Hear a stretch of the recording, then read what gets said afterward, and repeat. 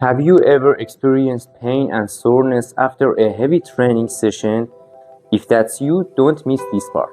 Muscle soreness is a normal but somewhat discomforting phenomenon that raises some questions.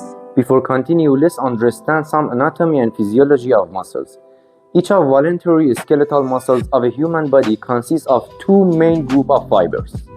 Type 1 fibers, which are slow contracting oxidative fibers. On the other hand, we have type 2 fibers that subdivides into type 2A, which are fast contracting oxidative fibers, and type 2B, which are fast contracting glycolytic fibers. Although we also have type 2C fibers, but because of a small percentage of them, we will neglect it here. I will talk about muscle energy systems in my next videos to understand it better. Each muscle has a different percentage of fibers distribution based on usage and role of it, from more type 1 fibers in soleus muscle in our posterior leg region, which is a major postural tonic muscle responsible of keeping upright posture, to more type 2 fibers in biceps brachii, which is a muscle in front of our arm which occasionally contracts but with a more force potential. Another important structure in skeletal muscles is muscle spindle, which consists muscle fiber and nerve endings surrounding it, which are responsible to send joint position sense and proprioception to central nervous system, which are arranged in two types. But knowing the differences between them is not necessary here.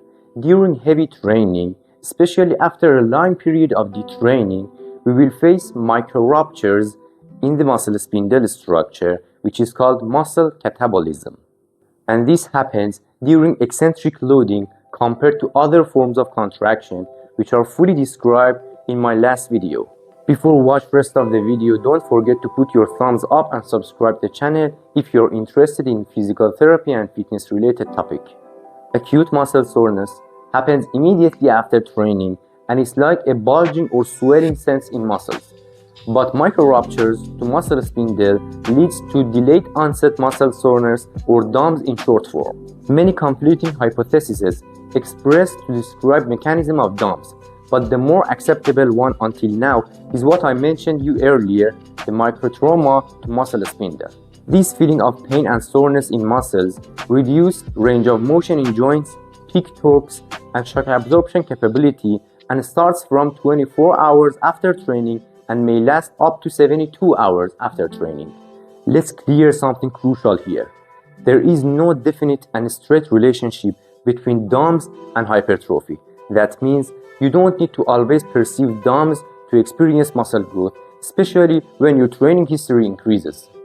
This form of soreness usually occurs after training with high number of repetitions. For this reason, rest time between training sessions of a specific muscle should be at least 48 hours to allow enough time for recovery.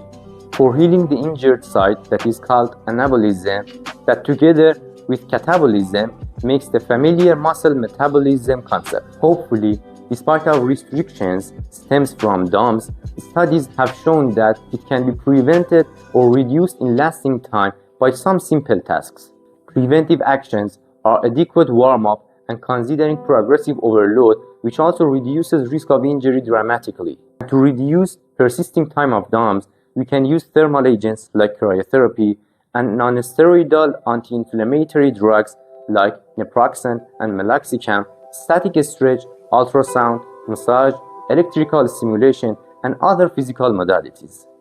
All of these medical and passive physical instruments can temporarily relieve pain, but the more effective and evidence-based way is to use light workout after the main training session, such as dynamic stretch that is fluctuating between mid-range and end-range position like this for wrist flexor group, and free weight or active range of motion exercises like performing whatever you have done, but this time just with weight of your body without adding any excessive load, that can be done as form of a cool down after a training session.